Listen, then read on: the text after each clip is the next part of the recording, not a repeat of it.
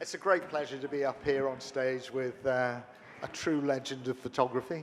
I'm Dewi Lewis, I'm a publisher, and I've known Bruce Gilden for around about 30 years. It sounds like an AA confession or something there, but we first met, I'm going to keep this very short, but we first met at Frankfurt Book Fair. And this guy turned up at the stand, the stand we had at the publishers there, with two enormous trolleys full of boxes of prints. I mean, really, he must have had 200 or 300 prints. Enormous weight. And then, he didn't say how the quality, you know, but go ahead. No, but yeah. So, very enthusiastically and very energetically, he then proceeded to open a couple of boxes. And the first one that he showed me was his New York work. And I turned to him after he'd sort of shown about 5 or 6 pictures to me, and I said, yes, I really want to do it. And it was as if he hadn't heard me. He clearly wasn't believing that that was, yes, I want to do a book. And he kept on showing and showing and showing. And I kept saying, yes, I do want to do the book. And I have to say why. And it's because, for me, there was such a voice there. And I think that's the thing about Bruce's work. Bruce has a unique, dynamic voice within his imagery. And so there's a style, there's an approach, but there's a true content that's very meaningful and very deep. And that's why he is still a great legend of photography and still doing great work. And now I give you Mr. Bruce Gilden. Thank you. Is that mine? I don't need. Okay. I actually paid Dowie 50 quid for that introduction. No, actually, I love Dowie. We've been friends for a long time, but let's get into this. It's funny because Dowie, I'm not going to talk long because we have a lot of pictures to look at, 274, which are too many, but it's only actually part of my work, and it's funny that he said I showed him all these boxes of prints. But I should say I'm basically what is known as a street photographer, and when I first started photography, I read the quote by Robert Capa that said, if it's not good enough, you're not close enough, and that resonates with me till this day. And the other quote that my wife showed me maybe a year ago, I probably had read it 20 times, but you know, at my age, I had forgotten about it, was the one by Robert Frank. It's important to see what's invisible to the others. And I think that's where the artist comes in. Okay, here we go. What am I doing here? It says next, nothing's happening. Well, that's my first photograph. I said next. Okay. Uh-oh. The computer, oh, there it goes. He reminds me of Little Britain. He said the computer says no. Okay. Anyway, all right. So one day in, wow, I'm getting old, 1969, I decided I was living in Queens, and here goes the computer. It still says no.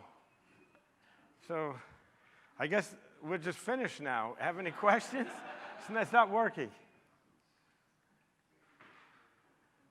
They're only giving me till 8 o'clock, so if we don't start till a quarter after, we're not even getting through the pictures. But go ahead. Huh? Oh, yeah, sure. Now, that's not even the first picture. Any questions?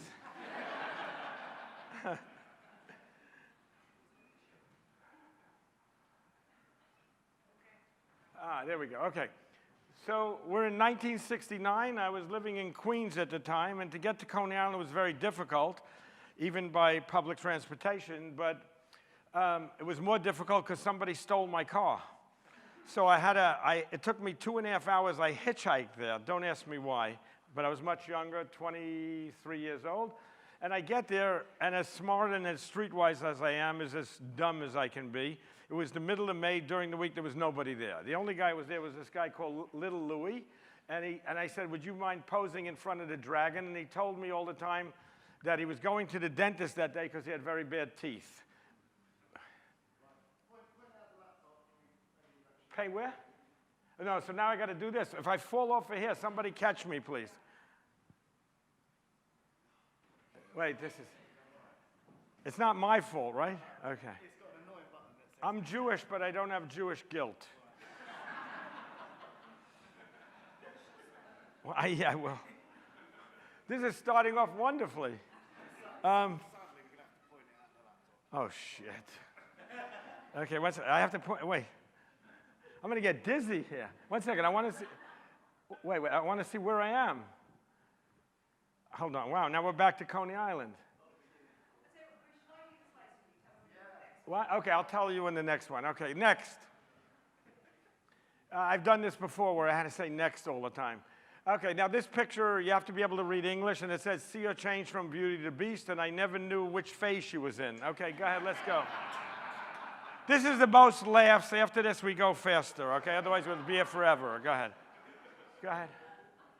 Go ahead, next.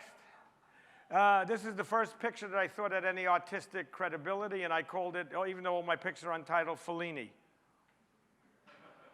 Next. What I like, these were lovers, I presume, and I like that the Japanese guy the guy's belly is as big as the Japanese guy. Go ahead. My wife, I'm Jewish, like I said, all my wives have been non-Jewish, and my first wife, who was Catholic, called this the three graces. Go ahead. I don't know why, but lots of times women like to take their breasts out for me. But seriously, what happened here, this is not a very good picture. It's a corny picture. I don't like cliche pictures. I don't like one-line joke pictures, okay? And a lot of street photography today is about that, and I don't rate it at all, okay? So, you know, I'll always say my piece, you know, what people like or don't, but I won't mention names, but like some others have done in the past.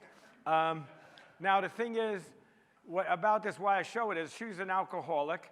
And it was in May, nobody was at Coney Island, so she was sitting talking with a black gentleman, so I had nothing to do. I talked to them for about an hour. She told me she got burned on the breast last night, so she took out one, so I said, why don't you take out the other? It'll make a good picture. And there it goes, okay, go ahead. You think the guy in the center is crazy. He's the only normal one. It's the Polar Bear Club. It's in January, and it's freezing out, okay. This, I was disappointed in the picture, but I was using a Leica at the time, which I still use, and you can't focus very close. So all I saw from a distance was like a mouth that looked like a tunnel. Go ahead. Well, that's another story. This guy, I had to get a release for a magazine. Otherwise, they didn't want to publish the pictures. So I went to Coney Island in like March or something, and I found him, and he took me up to his room. And it was floor-to-ceiling newspapers, but I love it about the shoe. You see his shoe? It looks almost like a clown's shoe. Go ahead. Self-explanatory. It's reflective breasts. Go ahead.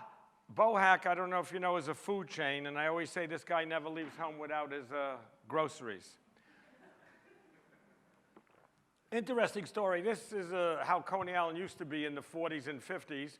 You know, before there was air conditioning, before people had money to travel, and it was very crowded. So, but the good story is one day I'm home and I get a call from Japan. And the guy calls who used to be the head of Vogue in Korea, then in Japan, who used to also be married to Nico of the Velvet Underground. So I say to myself, wow, he's going to hire me to do a fashion job because I've done a lot of fashion in my life. So he tells me, no, I was at an opening last night. I went upstairs, and there's a bookstore. And he opened the Coney Island book, and he saw his mother. That's his mother. And she has dementia. Anyway, so I gave him a book when he came to New York. I believed him. Okay, go ahead. This is the picture, the only picture that you'll see tonight taken with a telephoto lens.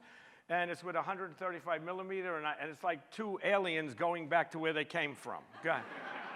Go ahead.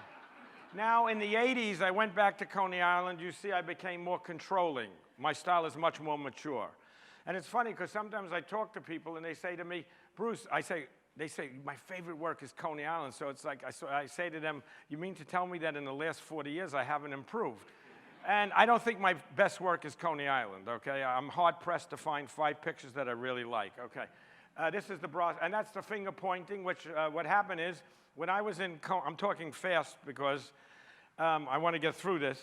When I was at Coney Island, I used to go in army jacket with long sleeves, army boots, so I didn't look like a sunbather. And I was on my knees taking this picture of this lady in her bikini, you know, which is a bra and panties. So someone came over to her and asked her, what is he taking a picture of? And she said, over there. So you see, sometimes it's very good to be close. Okay, go ahead. This I call Coney Island family because if you look at, I don't know what they're eating, but their mouths are all going in one direction. Okay, let's go, next. Okay, so in 1984, my second wife, that's my third wife here, who's the love of my life, told me, you know, Bruce, you've been photographing New York. You can't only do New York forever, okay? And she's right. So why did I pick Haiti? Haiti is the poorest country in the Western Hemisphere. I can go on and on and on and on. It's a 3.5-hour direct flight from New York. They have a Mardi Gras. People are in the street. And so I went to Haiti. As soon as I got there, I realized that I said to my second wife, I said, where have I been my whole life? I fell in love with the country. It's still my favorite country. I've been there 22 times. I stopped going in 94, and then I went back 3 times after the earthquake. So this I call, this is, back up, sorry. Thank you. This is in La Saline, which I call it Chagall pigs, because it looks like the little pigs are floating in the air. For all the untitled pictures, I have little pet names for them. Go ahead. This looks like a reverse Ku Klux Klan picture for me. Go ahead, I don't want to talk too much. This is the first, I believe when you go to a new country, you go anywhere, you should go out and photograph right away. So this is the first day I was in Haiti. This is Shoeshine Boys. Go ahead. Haircut. That's at an outdoor abattoir where they kill animals. I used to go every morning. This one is outside Port-au-Prince. I used to go in the afternoon there. Go ahead. I never saw many people carrying a cow's head, but here they are. This is the epitome of what Haiti is. It should be a dream, but for most people, it's a nightmare. I mean, well, it's a great place, but go ahead. This is at Plaine du Nord, the Mud Festival. Those are the taps that take the people in and out every day from the country to sell their wares. That's a descendant, I'm sure, of the Arawak Indians, which were the original inhabitants. It's about 95 degrees, which would be about 35 degrees Celsius, you know, but he's wearing his, you know, looks like a woolen hat. Okay, go ahead. That I call Best Street because I don't think I can take a better picture in the Caribbean. So every time I used to go back, I used to thank that pyramid of light. But after the earthquake, the building went down. So, you know, now there's no more building. Go ahead. This is at the cemetery. I photographed a lot at the cemetery. And that's the soccer stadium in the rear. Go ahead. The dogs are more frightened than you are of them. That's looking at the grave. Go ahead.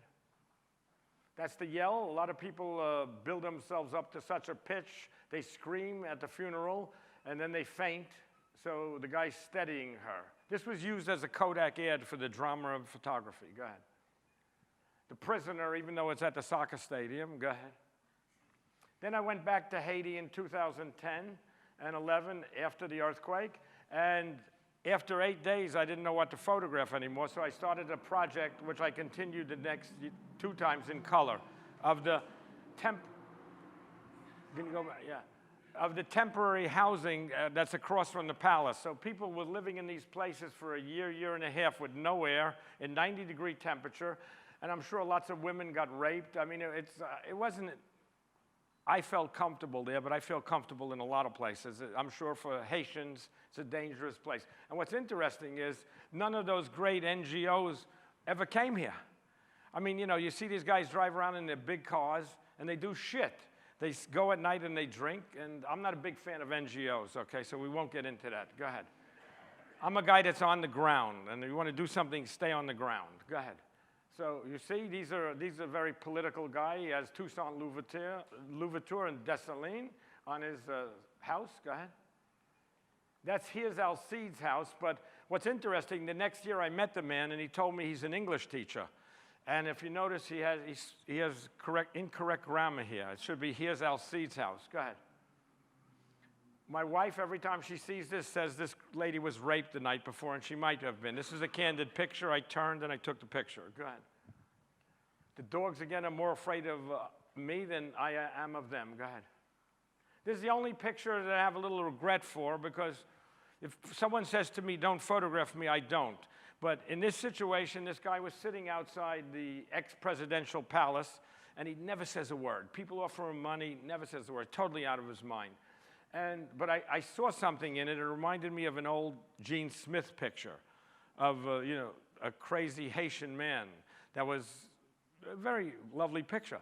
So I started to take flash pictures of him, and all of a sudden, he screamed in my face. I was about 2 feet away, and he said, "Ah!" And I jumped like 3 feet, and my assistant at the time said, "You won." I said, "It's not about winning, okay?" I said, "It's not over yet." So since I did something that's incorrect, the next day I was punished. I fell into the sewer water, and I cut my hand pretty badly. But anyway, the picture's okay. Go ahead. This looks like the guy's dead in his car, but a lot of people at that time were sleeping in their cars. And I wanted to go back to do a whole essay on it. By the time I got around to going back, they weren't sleeping in their cars any longer. Go ahead. This is after the funeral. I think the suit's a little too large for him, but go ahead. These are 2 women after the funeral. This is a very beautiful picture for me. It looks like an African wooden sculpture. These are the guys that help you get your rides to the country. They don't almost care where you're going. They just want to bring you to a tap-tap, so the tap-tap driver probably gives a little money to each one. And I really like this picture. Go ahead. Now, this is part which I'm going to try and get a book on. I have about 60 of these temporary quarters across from the presidential palace, which is quite interesting because none of these Haitians were allowed near the presidential palace when Duvaliers were there, or Avril, or anybody. And they were using the electricity from the palace. It was funny. Go ahead. That's beautiful. Now, I mean, come on, that should be in a museum. Look how gorgeous that is. That's unbelievable. That's my favorite. Go ahead. I guess it's barbershop, but it's the barber shop. This reminds me of a Farm Security Administration photograph. Go ahead. Now we went to Ireland. I think it was 94, 95. I had a commission by the Gallery of Photography in Ireland, and we decided to do people at the racetrack. And what struck me there is all the conversations that they would have with each other. Go ahead.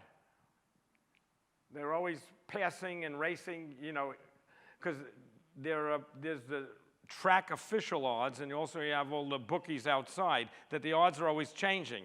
So everyone's always racing past each other, and since I use a 28mm lens and I work closely, I would just stand over there and see what passed me by. Go ahead. Each project I do a little differently, but I'm always photographing myself and things that interest me, and I think that's the trick. These guys are looking at the TV screen. Wow, I'm talking so fast I don't even understand myself. Does anybody have trouble understanding what I say? Okay, all right, go ahead. Only my wife, because she's French. Go ahead. But that's a 27-year thing. Go ahead. All right, it's quite funny because I just had a lecture in Milan, and I always used to joke. There's a lot of farmers that go to the horse meets, okay? And they have like 4- and 5-day meets, and this is in Listowel, and it's, I think, the end of the season. It's in September. And this, obviously, the jacket is a little short, and some of the farmers, being quite rural, they don't cut the label off, and I think that's coming into style now, somebody told me, but look at me, look how I dress. Anyway, so I made a joke always, who the fuck is Sergio Rossi? But I found out that the guy who was helping me, he was assisting me in my workshop in Milan, his wife works for Sergio Rossi. And it's a very fancy, expensive label.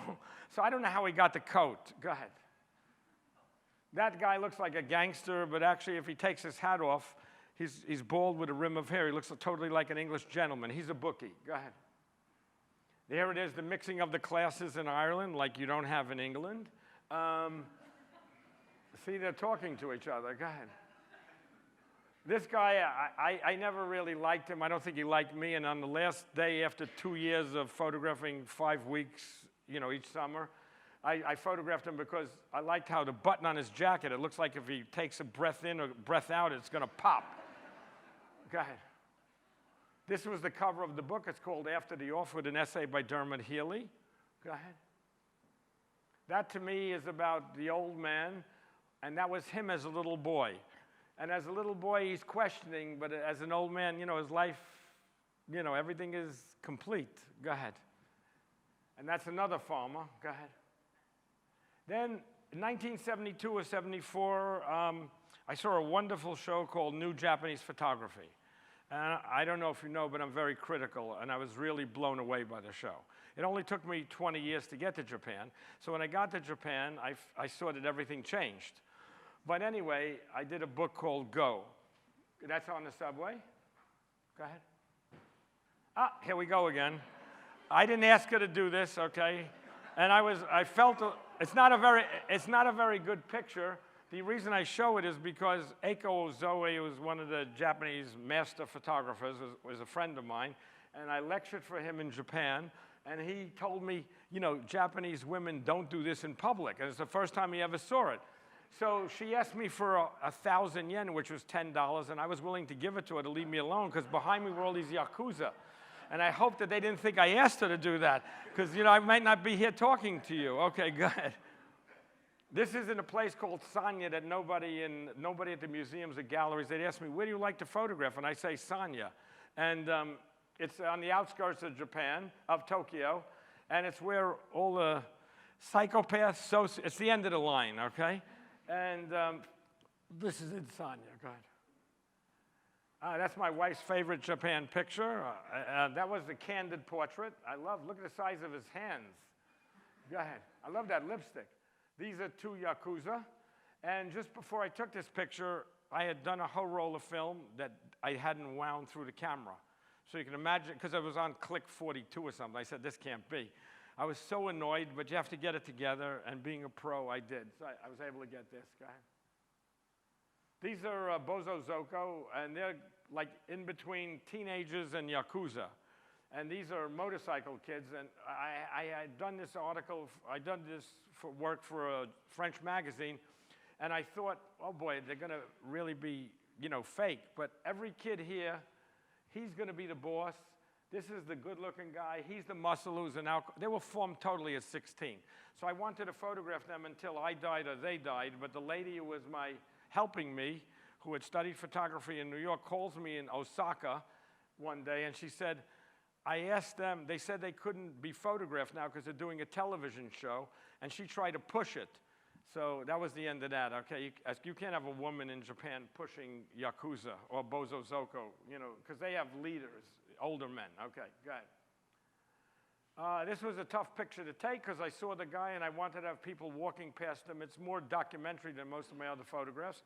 I had to get up every time the light changed. I got up, I went down. I did it for 20 minutes, and it was quite tiring, but I got an okay picture. Go ahead. That's the toenail. That's in a place in Osaka where you take your life in your hands, I can tell you. I had to keep my camera in the bag. I wouldn't take it out. I had 2 box cutters pulled on me, which I don't respond very kindly to. I'm a little bit as crazy as they are, but it just wasn't worth it. So I saw this sleeping bag, and I said, something's not right here. And the next thing I know, I saw his toenail. It's not a great picture, but it just reminds me of something that happened in my life. Go ahead. That reminds me a little bit of my mother, which is a tough thing for me. Go ahead. That's in Asakusa. This I call Francis Bacon. It's not as good as his early paintings, though. The early paintings are wonderful. Okay, go ahead. This guy looks like he's reaching for a gun, but he's probably just a businessman going for a cigarette. Go ahead. That looks like it's in the morgue, but it's thank God for black and white, he's actually getting his hair dyed. Go ahead. That's Abe George, who's a very famous guy. He was a Yakuza who went to jail and wrote an autobiography. He's one of the few Yakuza that I was told that comes from a rich family. So when you walk in the street with him, everybody, wants his autograph. He's very famous. Go ahead. He was also once knocked out by Robert Mitchum, the actor. And his young wife said, why don't you get in touch with Robert Mitchum again? He laughed at her because he didn't want to get knocked out again. This is a low-level Bozozoko, Yakuza, sorry. Let's go, because otherwise we'll never get there. Go ahead. These are two Yakuza in Ginza. This picture was taken in a coffee shop. Go ahead. That's a guy who was drunk in the street for hours. I ripped my pants that day taking the picture. My wife came with our daughter who had chicken pox. So my wife was she's very clever. She put makeup all on her face, otherwise they wouldn't let her in the country. And the poor girl had like 103 fever. And guy was lying in the street. Obviously probably an ex-Yakuza. That's a drunk and a drug addict probably now. Go ahead. That's the guy who was our liaison for the Bozozoko, and I say, I never saw him without his bandana, so I say he probably has an open head, and his head had an open hole, and you have the volcanic smoke coming out. Go ahead. That's the last picture of Japan. Go ahead. Since I'm getting a little older now, I went through my unorganized archives, and I found I have all these really good pictures, most of them without flash, from the street. So I'm going to do a book on it. So these are 5 that I have been seen once, okay? The others, well, the ones you're seeing have all been seen once, but most of the others nobody's ever seen. Go ahead. Go ahead. That's a beauty. No one's ever seen that, okay? Go ahead. My contribution to car photography. Go ahead. This is interesting because those guys around him are all bodyguards, because this guy's a big guy that was at the UN in South America. I didn't know that, and that's his young girlfriend, obviously. You know, when the cat's away, the mice will play. And he gave me his card, but that was like 30 years ago. I never called him. I should have if I was smart, because I could have done anything I wanted in this country. Go ahead. Then we go to New York City, my lifetime work, but I stopped photographing there 4 years ago unless somebody hires me. Go ahead, Broadway. San Gennaro. I saw him from a block away. I mean, I couldn't, well, that's not true, but I couldn't miss. He looked like a slinky coming down the street. I mean, look at that outfit in 1980s. It was 30 years, 40 years out of style. We call him Lefty Louie. I don't know. His name is probably Max. Go ahead. That's at the San Gennaro Festival. I love, it's very New York. You have egg cream there, you know. Go ahead. That guy just started to get down on the ground, and I like the contrast between him and the guy in the suit who couldn't give a shit with his hand in his pocket. Go ahead. Belmont Racetrack. Mooney's on 34th Street. I always said that this is a comment. It looks like a bridal cake because the shadow looks like, you know, the 2 male and female figures on a wedding cake. And I say this is a comment on marriage, male and female relationships. But there's someone pointed out to me that guy's blind, and they're right. That's why they're arm in arm. Go ahead. My boxing promoter. Go ahead. Go ahead. This is funny. I'm a good editor, I think, of my work. And I left this out of my first book. And it's my favorite New York picture. I call it Fake Mustache. Look, everything is fake. Look at that. I think if you take his face off, you'll find wires underneath. I mean, go ahead. Who was he, Bruce? Who was the guy? I have no idea. I don't talk to these people, even though they are my friends. That I called a giant because it was freezing cold. I took about 6 pictures. I don't take many pictures anyway. I took about 6 pictures that day. It was about 10 degrees Fahrenheit. And then I saw this huge guy leading this blind lady, and I called a giant. Go ahead. That was after 1 week after 9/11. I was printing a book here, so I missed 9/11. I was really aggravated that I missed it because New York, you know, I'm a New Yorker, that's my city. So I had an assignment from Newsweek to go down to Wall Street the day it opened, and I took this guy. Go ahead. I call him Mrs. America. Go ahead. That's about mother-daughter relationships. It's like the daughter is pushing the mother over the cliff. I have to live with these pictures, so I better make up stories about them. Go ahead. Rich man looking. I knew I married the right woman because I asked her, what picture do you want as a gift? And she wanted this one. That's at San Gennaro. Go ahead. An old blues musician, not really, going home. Go ahead. Then I did a short story in Siberia about a small-time gangster. Now he's in jail for life, I think, because him and his friend killed a policeman. They say when he fights, you know, the elephants puke or something, or whatever. He's great. Sergey was great. Scary, but great. But he was great with me. Go ahead. That's Sergey. Look at the size of him. Go ahead. He spent half of his life in jail, and he was 30 at this time. Go ahead. That's a... Be quiet as a cat if you're a thief. That's a symbolic tattoo in Russia for the prison guys. That's his friend. So, of course, I had to tell him, can you hold it? So I make sure I got the shot, you know. And the poor guy is really, you know. But that's Sergey. Go ahead. That's his wife. See, if you stay long enough with someone, you start to look alike. And that's what it... Don't take offense, Sophie. Sorry. That's what it's like to live 60 kilometers outside of Yekaterinburg, you know, brutal winters, okay? Go ahead. Then I did a project starting in 2008 to 2011 on foreclosures. I don't know if you know about it, but I'm not going to talk about it. It was in Fort Myers. Go ahead. These are the houses that got repossessed by the banks because the people couldn't pay it because they were giving loans to people who couldn't afford the houses. So this is my comment. Go ahead. Go. He has nothing to do with foreclosures, but I liked him, so I threw him in. Go ahead. Go ahead. Go ahead. Then 2009, I went to Detroit. That's an incredible place. I used to walk go back please, into these houses at 6 in the morning. You never knew who'd be in there. You know, it could be a junkie. You take your life in your hands, or the house could collapse. I mean, many stories, but that's for another time. Go ahead. That's the auto capital of the world. I was on one street called Robinwood, and the cops told me to go there because they stopped me because they thought I was in the area going to buy drugs. And I had just arrived in Detroit, and I showed them a paper, you know, what I was doing, and they said, you got to go to Robinwood Street. I said, why? They said, you'll see. Out of 73 houses, 56 of them, this is not Robinwood Street, 56 of them were almost burnt. It was scary, okay? And I went there at night, wow, and I did some flash pictures. Oof. Go ahead. That's not in Robinwood. Go ahead. Then I went to Fresno, which is one of the worst places in America. Go ahead.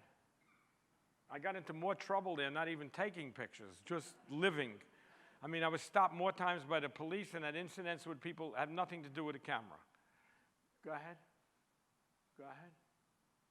This was, they have a lot of West Nile disease, so this is a mansion out there. So I went to the guy who is in charge of eradicating the mosquitoes.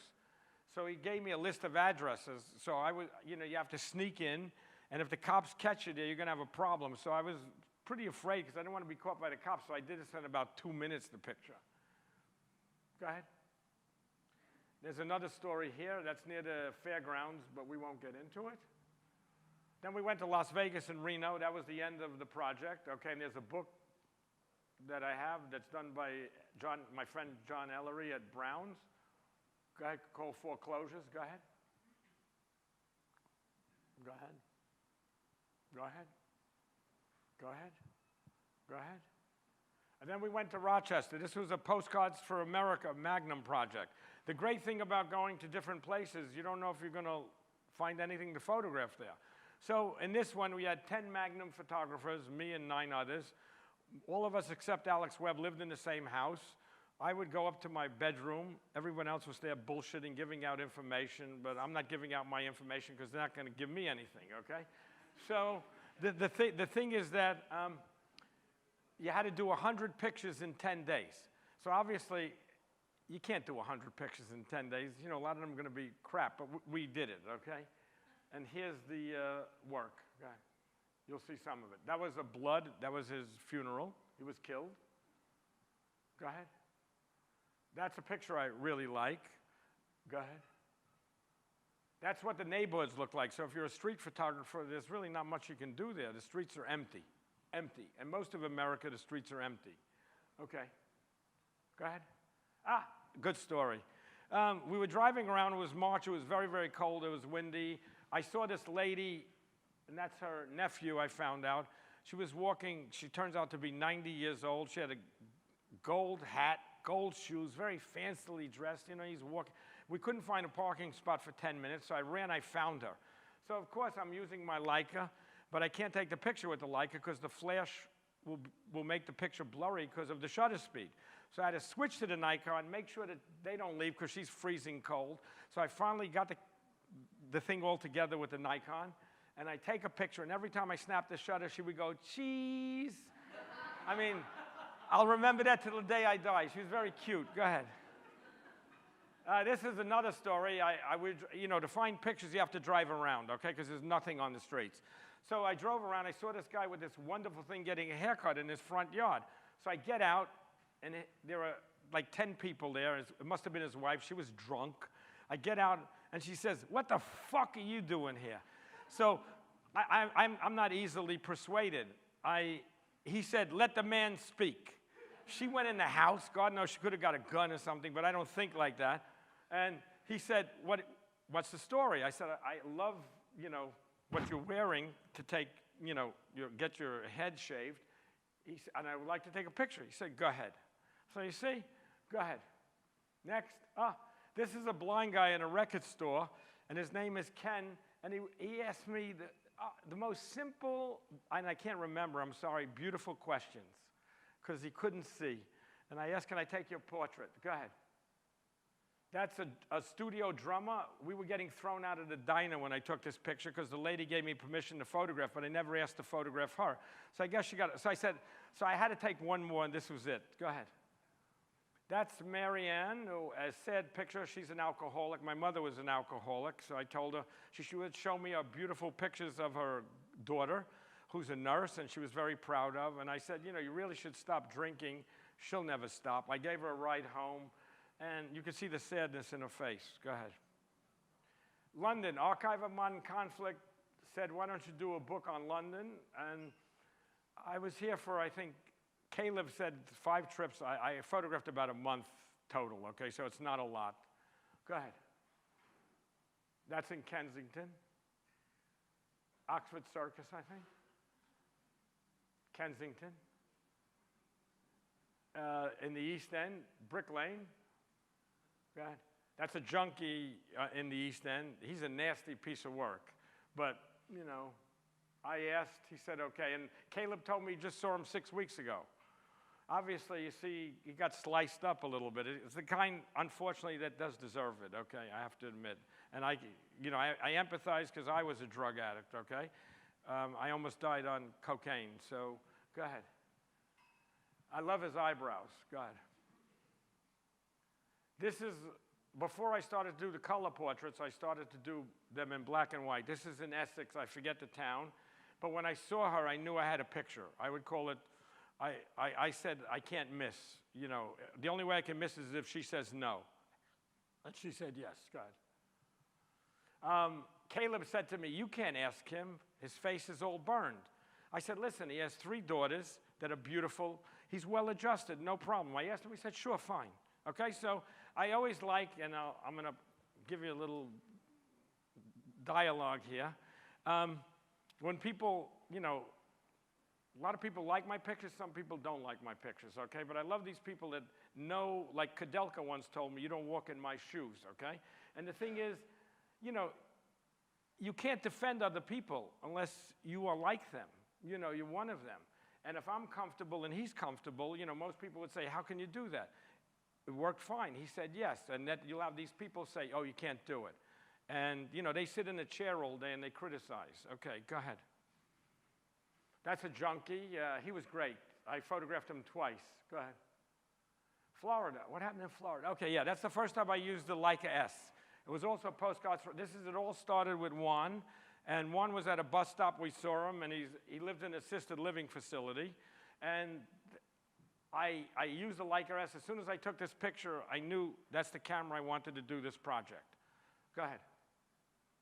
That's in front of the diner in Versailles, diner in worst food in the world, Cuban food. Go ahead. I like Cuban food, but not the Versailles diner. This is another assisted living person. Go ahead. That's George, another assisted living. Darlene. She got very mad because I took a picture of her back after, and she said, but I said, I took the television screen. She said, no, you took my back. And she let me take the face, but not the back. Go ahead. That's Zapata. That's the daily dose of medicine they get in their orange juice. Go ahead.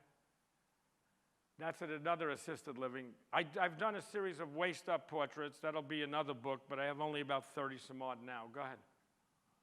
That's Leonilda. I love her. Every day I would buy her chocolate bars and soda, and she was the sweetest woman. She weighs about 350 pounds, and she was always singing. So I said, did you ever go to a concert? She said, no. I said, I'd love to take you to a concert. So every time I've gone back to Miami, because I'm doing my hookah project there, and I go to where she was at the assisted living facility is closed. So I can't find her. Because I can see me and Leonilda. I hope my wife doesn't get jealous going to the concert. Because she deserves it. She's the sweetest woman. Go ahead. There's a story here, but I'm not going to get into it. Go ahead. There's Leonilda again. And I'm not your average person. I would hang this on my wall if we have sunlight all over our apartment, so I can't hang up any pictures. And I don't believe in hanging up my own pictures, okay? I don't want to live with them, but if it wasn't mine, I would hang it up. Go ahead. She's not assisted living. She should be. She was in Miami. Go ahead. Wow. That's a sad one. That reminds me of my mother, okay? So it's not, and it's amazing because my mother must have been with me because this lady was nonstop moving. And if you ever use a Leica S camera, the focusing is so precise that you could have the eyelash in focus and not the eye. And yet I have one that's in focus. Go ahead. This lady never said a word, and yet she was so excited for me to take a picture that she was emitting sounds. Go ahead. That's another assisted living. I like the dollar bill. She was always hustling the drivers to try and get money, and maybe for her services too. Go ahead. Black Country, I was commissioned to do by Multi-Story a commission, which I think is very good. Never been shown, never offered a show. What? Oh, it was at the Barbican, sorry. I was never offered a one-man show, and the Barbican was only faces, because there's newspaper headlines and still lifes. Go ahead. Hard Man from Newcastle and West Bromwich. Go ahead. Mandy. I love the headlines in front of the kiosks. Go ahead. Of course, look at that food. Isn't it delicious? Go ahead. Go ahead. That I offered my wife as a birthday present, but I think if I brought it to her, she would throw me out of the house. Go ahead. Another headline. Go ahead. Young boy. Peter, here's the case where, you know, it might be tough to look at, but it's, I think, a really good picture. And the thing is, you know, I bring some sunshine to his life. He was very thin-legged. He was wearing shorts. He probably was, I think he's got cancer. He's not well. I talked to him for 20 minutes. He must go home to his barren room, poor, watching black and white television. I paid attention to him. I don't do it for humanitarian purposes, but, you know, I bring something to his life, and I love the picture. Go ahead. That's, I guess, my imitation of a watch ad, but that's probably from eating a very bad diet, because he's a little blown up. Go ahead. Another one. If you notice, I looked after, you see how carefully she puts her lipstick on? She missed a little. She's got a little over there, but I asked her, you want to see the picture, which I normally don't do, and she said yes, and I said, what do you think? She said, I'm beautiful. So, you know, like I said, you know, you don't walk in my shoes. Go ahead. Go ahead. He was beaten up. I love my wife, when I showed her that picture, when we sent it from England, she said she must take an hour and a half for each eyebrow. I'm not a woman, you know. These are real, contrary to all reports. Go ahead. This is what it must be like to be poor and live in the Midlands. You know, to me, it's Greece, but it looks like blood, like trying to open those doors and you can't get out. Go ahead. I went to Bogota for the Archive of Modern Conflict, and go ahead, let's go, otherwise we'll never finish. Go ahead. Oh, okay, go ahead. This is one of my favorite pictures. I started to do a series there on people in the barrio walking in front of colored walls. That's Simon, and he's the mortician, and I love this picture. So I'm going to go back to Bogota in the near future and continue. This was done about 4 years ago. Go ahead. That's another one at the walls. Go ahead. Milwaukee, we originally, again, postcards from America. Go ahead. These were the start of, that was at a mental hospital where I was allowed in. And the lady who ran it was great. She told me when she came to, we had a little lecture there, myself and several other Magnum photographers. And she said she never saw such a beautiful picture of Bill. And he was also constantly moving. That took me 20 minutes. Okay, go ahead. That's at a bus stop. Go ahead. Back of her head. That's Colleen, State Fair. Look at that makeup. I mean, wow. Her husband's an accountant. I must be something who are married to accountants because the lady who had the eyebrows, her husband was also an accountant. Go ahead. I love this sweat on the lip. And I ran into her again this year at the State Fair, and she had a different hair color, but this picture's much better. She's not very happy. Go ahead. She's a motorcycle girl who believes in the Bible. Go back. Go ahead. Go ahead. Another girl, a sad case, beautiful girl, is on crack. Well, I won't even get into it, okay? 20 years old. Go ahead. Go ahead. Go ahead. Went to Mississippi, got Teppo. I ran into him. Also, assisted living facility. Go ahead. There's Teppo outside. He looks like he's going to be swallowed up by the weeds. Go ahead. I call that the shark. Go ahead. Iowa. We went to the State Fair first on a Guggenheim grant, and then I went back this year. Go ahead. That's my comment on education in America, because they say that everybody should go to college, but everybody shouldn't go to college. And it's going to be the next scam after the foreclosures, because everyone is borrowing all this money, and somebody's making a lot of money on this. Go ahead. Go ahead. That's Terry. His sister said, you know, she was a lawyer, but Terry wanted his picture taken. They were at the fair. Go ahead. Ohio. Snake. 3 generations of a family. Go ahead. Another hooker, a drug addict. She's anorexic. What a nice woman. I asked her, what do you do? She says, I make jewelry. I said, listen, I'm sorry it's taking me a long time. She said, take your time. Oh, she said, excuse me, her husband makes jewelry. She cleans houses. Go ahead. Go ahead.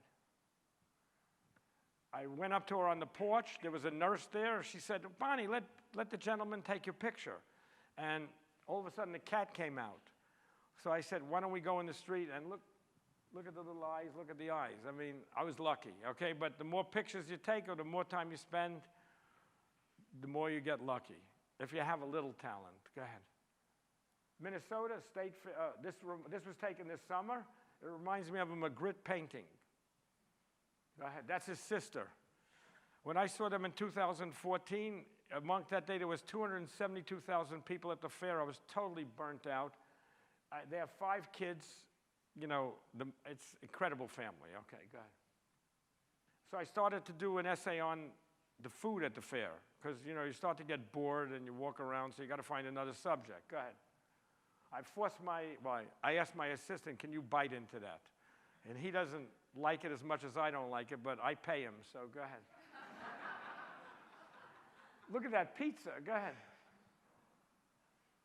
That's called an Australian potato. I asked somebody from Australia who was in the crowd at a lecture recently. They said they never heard of it. Okay. What I like about that, it looks like, you know, it's a Trump law. I mean, it's just incredible, the little wall there behind. How much time we have left? About 15 minutes. Oh, we'll get done. Okay, let's go. Los Angeles, went out to photograph. Go ahead. I don't love the picture, but I love that shirt. That's a lady. Go ahead. Another lady. Las Vegas. Go ahead. It was foggy that morning, and to me it looks like, you know, the dinosaurs, whatever it is. My assistant knows all about dinosaurs, so he told me what kind it is, but I apologize, I don't remember. Go ahead. I started a project on women who work at the casinos, but it's very hard to get access, and I have to go to the older casinos because that's where the older women work. Go ahead. That's a transvestite, and I asked him, well, we found him in the supermarket the day we arrived. So we made an appointment that we could photograph him. So I asked him, what do you do for a living? He said, I'm an escort. Go ahead. She's beautiful, 70 years old, very nice figure. And I said to her, I said, I bet you had 3 husbands. Because I'm a, you know, if I feel something, I'll ask it. So she said, no, I've had 7. Go ahead. Another story, but let's go. I had a project for RATP, which is the French transportation system, and the pictures were in 17 stations in Paris, huge pictures that looked wonderful. And I had like 4 days in each city, and I tore my hamstring, so I had to like do it back to back to back to back, and I had to go to Japan for 2 weeks after. I thought I was dead. Go ahead. New York, go ahead. New York, New York. They wouldn't print this picture, okay? So, you know, I don't agree with that, you know, because obviously they're afraid to do anything or make a statement, okay? There's no statement here. It's just a, you know, a Muslim lady. I mean, go ahead. Go ahead. They wouldn't allow this in the book because the guy's grandson complained.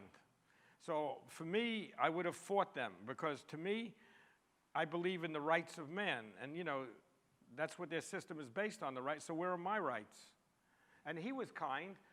You know, he was fine, and there's nothing wrong with the picture. He looks elegant. He looks distinguished. Go ahead. This guy, he didn't want the picture, so we had to take it off the metro wall or something. Is that correct, Sophie? Go ahead. Then I went to South Africa. I had 2 bodyguards because, you know, you can't walk around downtown Johannesburg without somebody, because if it's not one day, the next day someone's going to reach for your camera. So I felt like a rock star. It was good. Go ahead. Go ahead. That's one of my bodyguards. Not the little one, the big guy. Go ahead. That's the other one, and his name is Innocence. He's great. I love him. If I go back, I'm definitely, if he's around, I'm gonna use him. And that's a very famous musician. I don't know who he is, but go ahead. Go ahead. That's Manchester. The weather was terrible. My assistant had about 103 fever. We didn't do very well. Go ahead. I hope the football team does better tomorrow against Chelsea. Oh, sorry. Go ahead. Then we went to Hong Kong. Go ahead. Go ahead. Go ahead. Go ahead. Go ahead. Go ahead. Then Leica commissioned me to go anywhere I wanted. I chose Detroit. Go ahead. Oh, looks like an Edmund Monk, The Scream. Go ahead. That's a baptism. You know, it's really a fake baptism. They come to where all the junkies are and the poor people, and they dunk them a little bit. They give them a little food. They give them a little clothes, you know, so go ahead. That's Yaya. She made the portrait. She just put her arm up, and, you know, I couldn't do better. Go ahead. That's a black Muslim. I got out of the car. I saw him. I said to him, he says, hey, brother, how you doing? So I knew I had him. I said, let's go out in the middle of the street, and, you know, let's do the picture. So, you know, we did the picture. Sad story, I got out of the car again, and I said to her, I said, I bet you're a model. You're a model. She said, yes, and she started to cry profusely. Because I tell her how she walked, because she's a junkie, and she said she's dying. And nice girl, very nice girl. Go ahead. That's what it is, even though it's not really what it is. That's what it is when you work your whole life and your back is broken, and this is what you wind up in the end with no money, no nothing, okay? I'm always for the underdog, okay? Go ahead. Miami, okay, go ahead. Go ahead. I like the little fly. Go ahead. Go ahead. I love her hairpin. Go ahead. Farm Boys and Farm Girls, which I have a show here, so we'll go through fast. Go ahead. Go ahead. Go ahead. I have plenty of stories, but next time. Go ahead. Go ahead. Go ahead. Go ahead. Go ahead. Go ahead. That's Jenna. I love Jenna. I mean, she was a fierce competitor. I watched her in the ring, and then she lost, so they took her out. I watched her. She was just looking at everyone so fiercely. And then when we took the picture, I asked her parents, because she's 12, I said, you're a fierce competitor. She said, yes. I said, show me. You lost, right? So that's what you get. Go ahead. Go ahead. Go ahead. Go ahead. Go ahead. Go ahead. Go ahead. Ah, My final series, right? Okay. This is the genesis of this story is a little difficult for me to say, and my wife doesn't always agree with it, but my mother was a prostitute, okay? But she was a prostitute from the house. So I suffered a lot. You know, my father was there, and they were in tandem, okay? Because I think he had a thing for that, okay? And I would hear the discussions. I'd be woken up in the middle of the night. You know, she had cigarette burns. I mean, it's tough. And when your father is a gangster type, you learn as a kid that you say nothing, okay? So I suffered my whole life, and I could have, if I didn't find the outlet of photography, I would have really been in trouble. So now I decided I would like to do a series on hookers who do crack and heroin. So I've been doing it in Overtown. It's quite dangerous, but you know, I think I'm streetwise enough that I'm able to do it, okay? So these are some of the pictures. Go ahead. And I started to do interviews with the women, and every one of them have been raped. And you know, I can't, there's nothing I can say, okay? Just look at them. Go ahead. But this is the project I really want to finish before I stop photography. Go ahead. She reminds me of my aunt because she's Jewish like me, and she got hooked on heroin because she used opioids for her back. She was in pain, and then she started to snort heroin. And when I first met her, she was snorting heroin in 2014 or 15, and she had beautiful clothes. She didn't fit in this area. So now when I met her in 2017, she has no teeth, she shoots heroin, she lost all her clothes, and her name is Trisha. Go ahead. There she is. Looks like my aunt. I think she has no hair because she wears a wig all the time. Go ahead. Yvette. Reminds me of an old French painting. Go ahead. This is a sad story. Her name is Texas. And I said to her, I said, you know, you're really wasting your life. I don't proselytize. I just make a quick statement. She said, I like what I do. She said, I'll stop when I don't enjoy it any longer, but she's dead. She OD'd. Go ahead, next picture. The next day, you see, she looks like a fashion model, except look at all these scars. Look at that. I mean, whew, go ahead. Go ahead. That's the title of the project, Only God Can Judge Me. I think that, one more, that's it, right? Sleeping Beauty. You know, that was a beautiful young girl, 23 years old. She's alive. She was knotted out totally, and there's a whole story, but I think that's it. Is that it? Yeah, but that's just the Barbican show. Okay, so if you have any questions, let's go. We've got time for 2 or 3 questions, depending on how long. What? Probably got time for 2 or 3 questions. 2 or 3 questions. You want to put the lights on? Quick you are. Okay, who's got a question? Anyone? Only if you put the lights on. I'm not answering any questions. I got to see who my adversaries are. What? Oh, you have no lights. Okay, go ahead. Mr. Gilden, the kind of photography that you take, somebody who's starting off, what advice can you give to them? Have the background I had. Beautiful. That's what it comes to. You know, you realize that I can tell you all I do, and you can tell me all you do. You're you, I'm me. Maybe, you know, you can do it better than me. Maybe you can do whatever, but you can only be who you are. And I've always been for the underdog. I'm angry. I'm sad deep down, you know. But the thing is, look, I could have been a lot of other things and not good things, okay? So I look at it, what my father and mother gave me. It's a gift. But I had to be strong enough to take that gift. My mother committed suicide. I almost died on drugs after that. But I got through all of it. So when people criticize me, you're not going to criticize me. You better have a good reason to criticize me, because I will tear your throat out.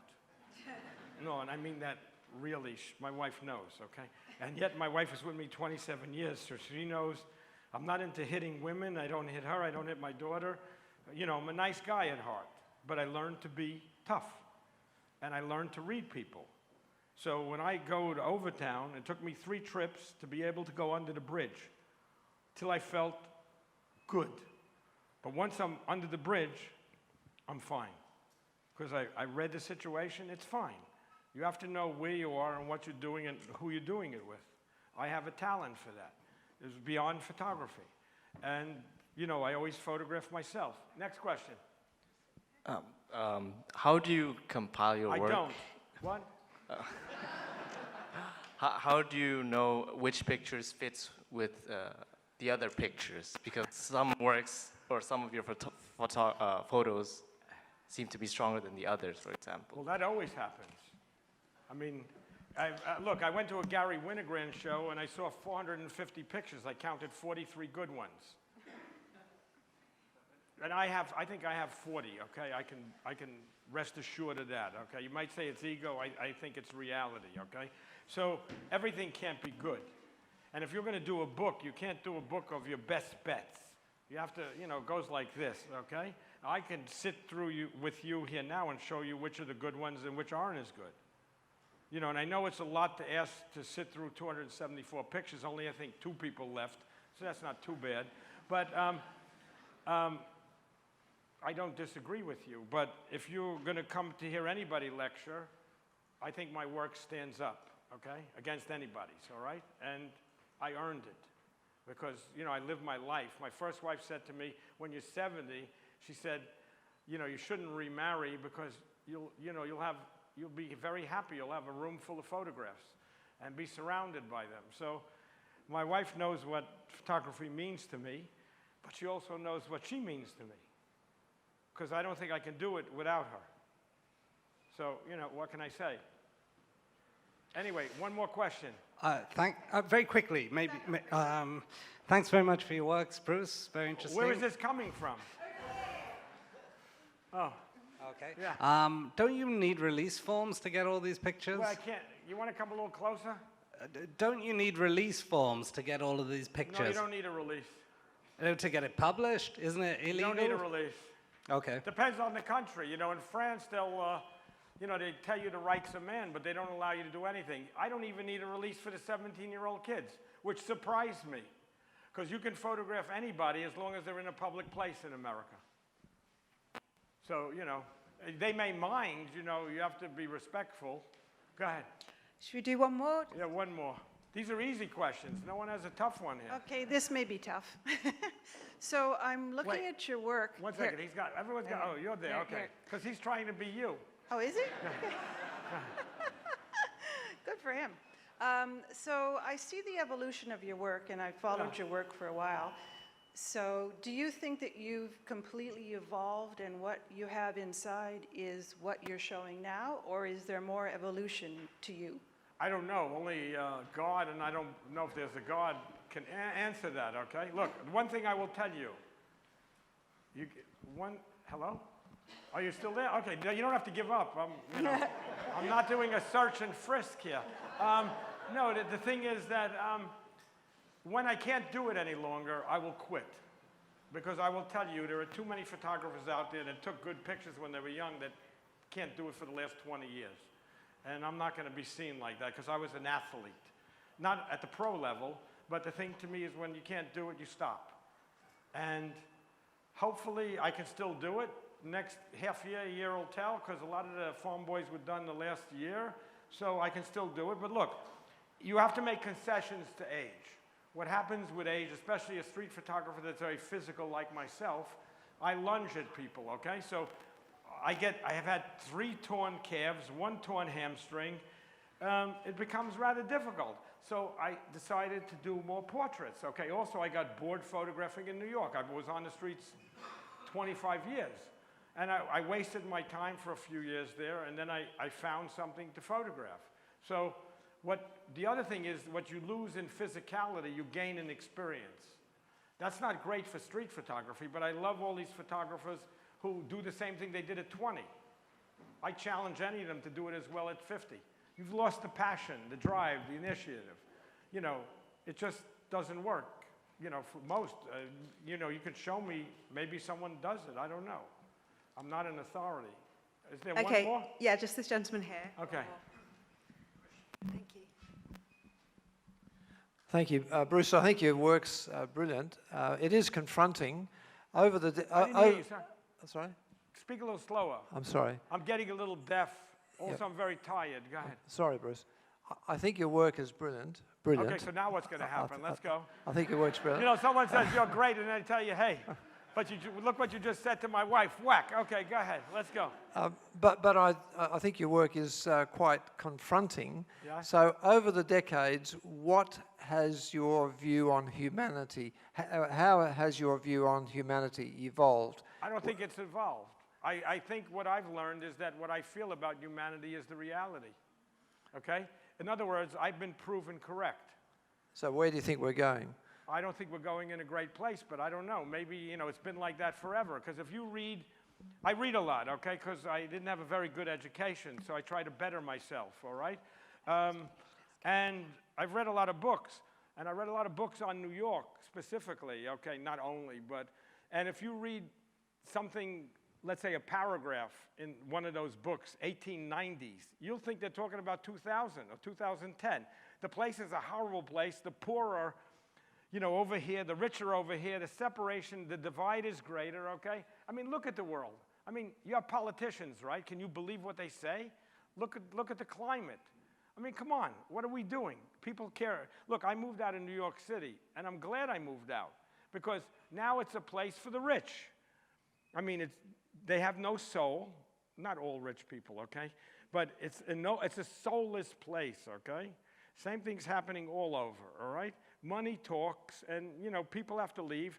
And now also, everything is politically correct, which is bullshit to me, okay? Because I don't believe in it. And all the decisions, you know, people don't think for themselves a lot, you know? I have reasons for what I believe in, okay? And I'll explain it to anybody. I don't believe that everyone should be a sheep. You know, you don't have to stick up for all of this or all of that, okay?